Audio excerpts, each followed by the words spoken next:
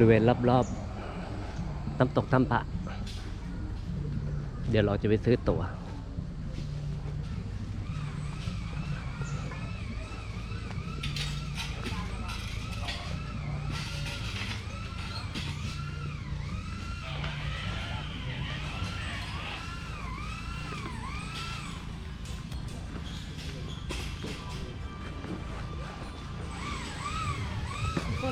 คนเดียวครับ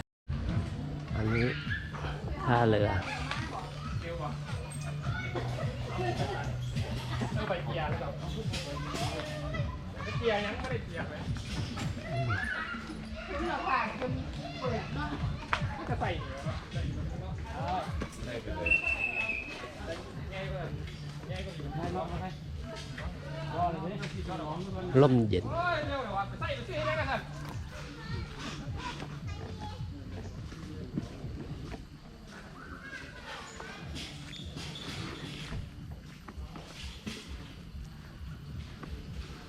อ๋อต้องรอลำคลองขึ้นไปอีก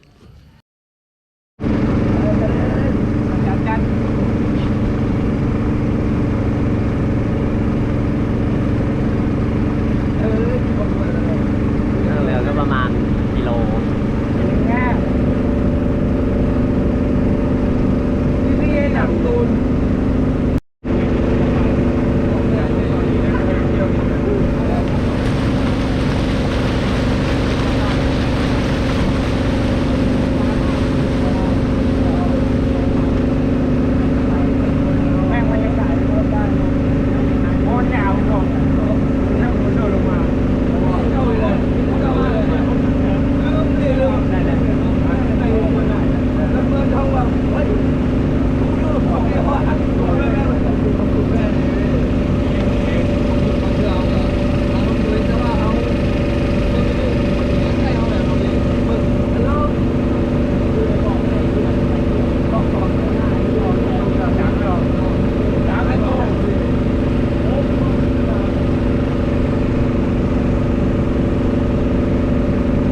เข้าป่าเมซอนเลย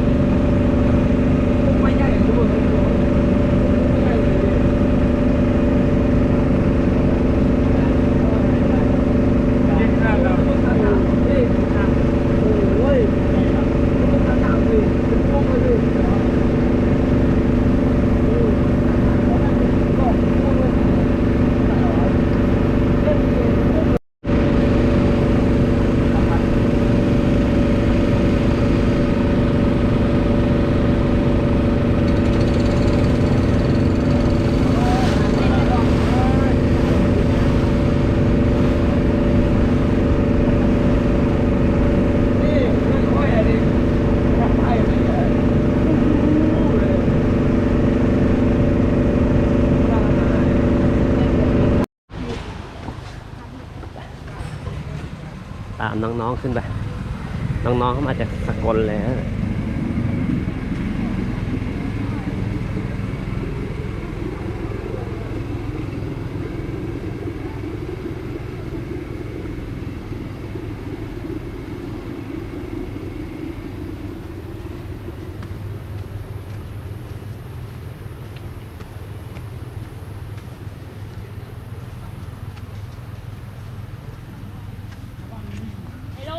ดินนี่เป็นดินแดง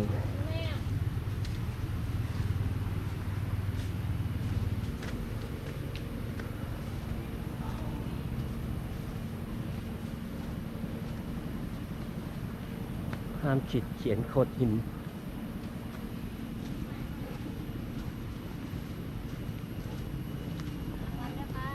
เดี๋ยวขากลับไป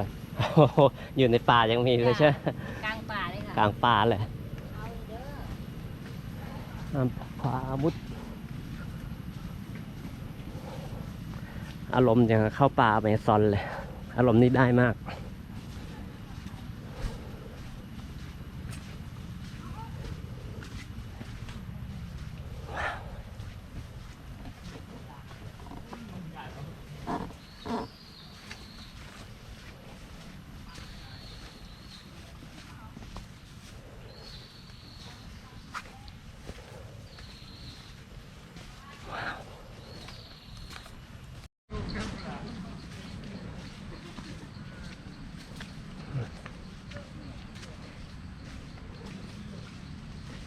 ส่วนใหญ่ก็จะเป็นดินทราย ภูเขาหินทราย ดูรอยน้ำ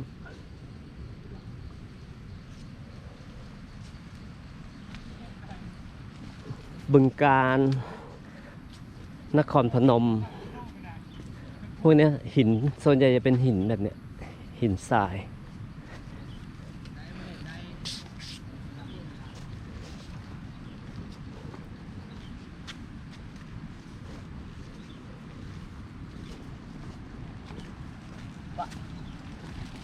โอ้โหน่า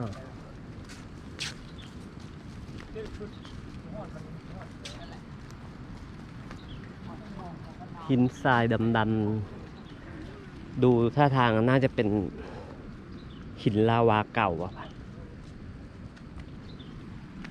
แถวหินแบบนี้จะมีอีกที่หนึ่งก็คือผาแต้มอุบล คล้ายๆกัน แล้วก็ร้านแบบนี้จะมีอีกที่หนึ่งก็คือเอติดกับเขมรน่ะ ทางขึ้นเขาพระวิหารจะเป็นแบบเนี้ย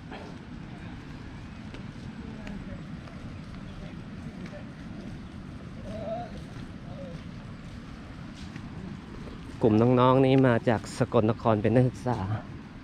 รวมกลุ่มกันมาเที่ยว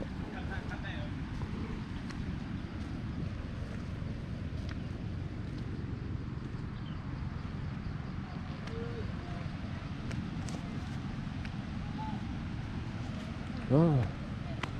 ถึงแล้ว มันต้องว้าวเลยมาแล้ว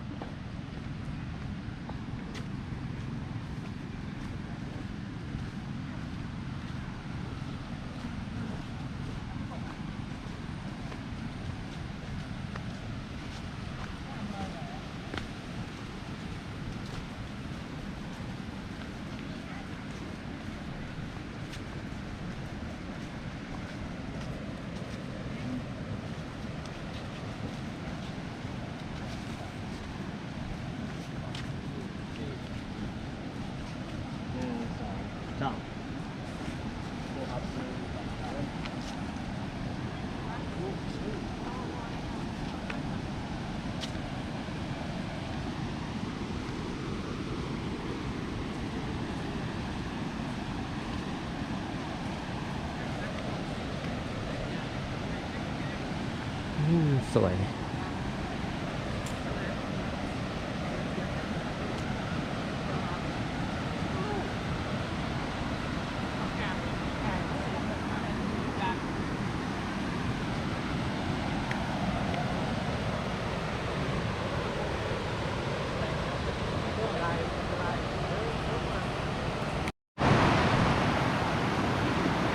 บริเวณนี้เป็นลานฟาง อ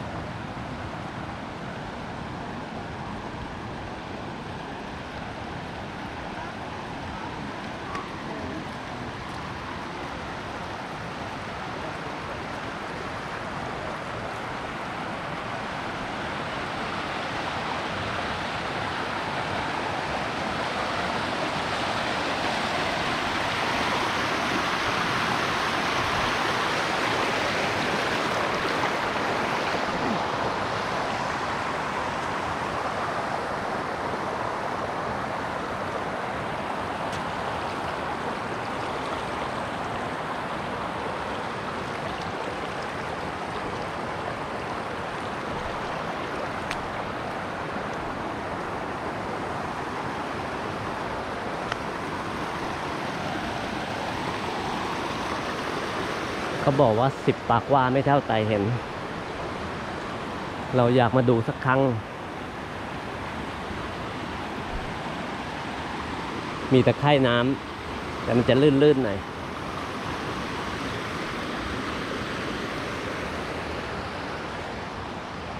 ขึ้นไปดูบนโน้นกัน ว่ามีอะไร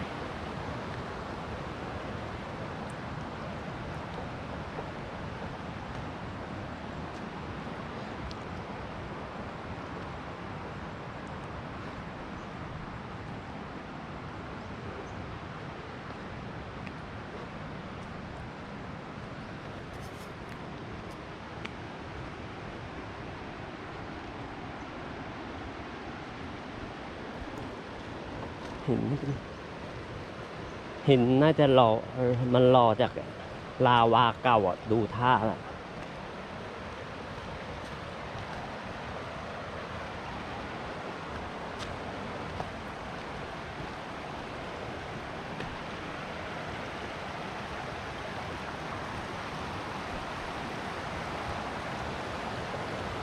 ไปดูกันว่ามีอะไร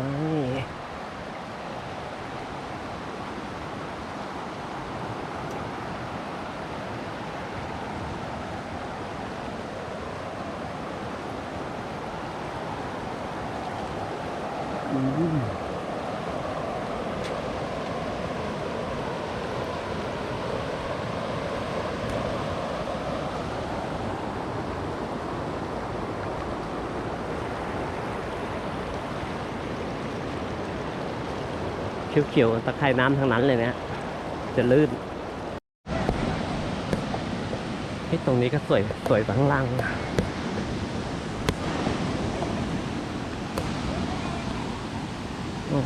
คนมาอยู่ตรงนี้กันเพียบนะ